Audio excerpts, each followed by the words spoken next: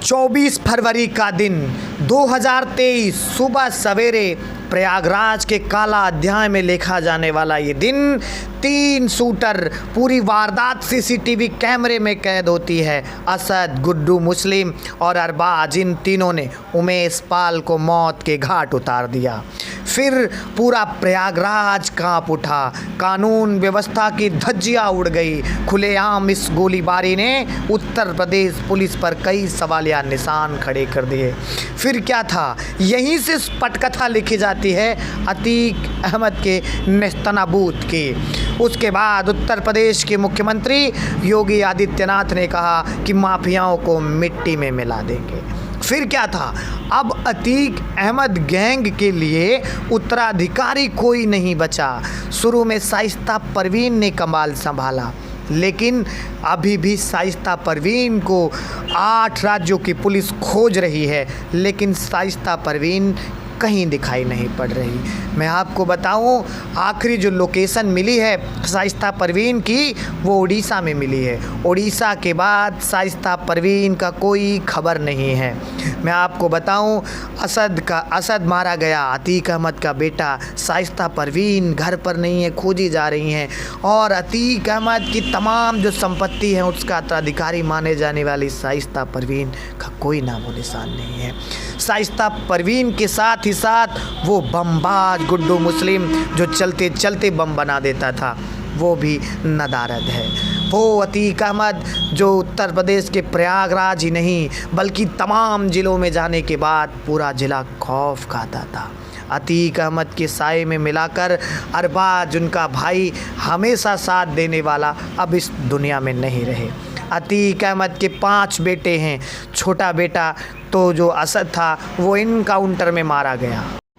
एक टांगे वाले का बेटा अतीक इतना बड़ा माफिया बन गया कि देखते ही देखते पूरे भारत में अतीक नाम की तूती बोलने लगी। लेकिन एक समय ऐसा भी आया है जब अतीक अहमद के मज़ार पर कोई दीपक देने वाला नहीं है। अतीक की पत्नी 2 सालों से उसके ऊपर लुकआउट जारी है। तमाम पुलिस पर अभी भी सवालिया निशान खड़े हो रहे हैं कि आखिर शाइस्ता परवीन और गुड्डू मुस्लिम को धरती निगल गई कि आसमान खा गया। वो अतीक अहमद जो मरने से कुछ दिन पहले पत्रकार को सलाखों के पीछे डाल देता था, वो अतीक अहमद जिससे इंटरव्यू के लिए कोई पत्रकार जाने की ज़रूरत नहीं जुटा पाता था, अतीक का बेटा असद उसी की राह पे था। वो पूरी जो कारदाद थी, जो पूरी ये करतूतें थी, सीसीटीवी में कैद हुई और उमेश पाल हत्याकांड ऐसा चुभा, ऐसा कील चुभा कि जिस चकिया इलाहाबाद में अतीक अहमद की तूती बोला करती थी, उसी चकिया इलाहाबाद में उसके मृत्यु के समय उसकी मिट्टी देने वाला कोई नहीं था। उसकी पत्नी फरार, उसका भाई उसके साथ मौत के घाट उतार दिया गया। गोली से शुरू हुआ अतीक अहमद गोलियों से खेला करता था और उसका अंत भी वैसा ही हुआ। 3 शूटर ने उत्तर प्रदेश पुलिस कस्टडी में ही अतीक अहमद को मौत के घाट उतार दिया। दोस्तों, ये मौत, ये जो उसकी हत्या थी, ये पुलिस पर लगातार सवालिया निशान खड़ा कर रही थी। वो मूंछों वाला अतीक, जो अपनी मूंछों पर ताव देकर किसी के सामने ना डरने वाला अतीक, अंत में कह गया कि मैं मुख्यमंत्री से गुजारिश करता हूं, मैं मिट्टी में मिल चुका हूं, मेरे परिवार वालों को ना परेशान किया जाए। वो अतीक अहमद जो हज़ारों लाखों परिवारों के लिए काल बना था, लेकिन उसके लिए काल बन गया उमेश पाल हत्याकांड। आज भी पुलिस अभी भी उनकी पत्नियों को लगातार खोज रहा है। मैं आपको बताऊं, उसका एक बेटा नैनी सेंट्रल जेल में बंद है और दूसरा बेटा लखनऊ की जेल में बंद है। 2 और बेटे जो अभी छोटे हैं, उनके पास हमेशा गनर रहते हैं।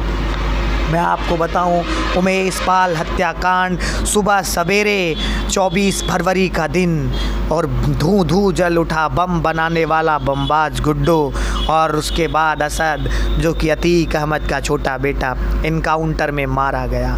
अतीक अहमद को आज भी एक उत्तराधिकारी की ज़रूरत है। हालांकि अपना राजनीतिक उत्तराधिकारी बेटे जो इस समय नैनी सेंट्रल जेल में बंद है उसी को चुना था। और पुलिस की माने और तमाम सोर्स जो जानकार हैं उनकी माने तो अभी भी अतीक गैंग IS 227 का संचालन वही कर रहा है।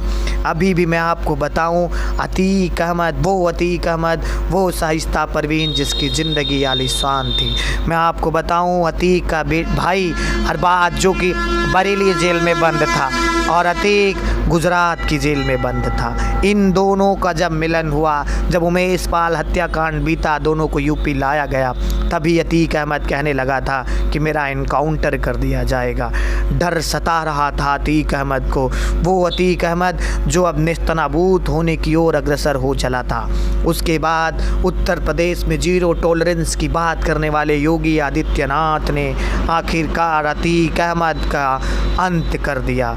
वो IS 227 जो कई ज़िलों में, कई प्रदेशों में अपना प्रसार फैला चुका था।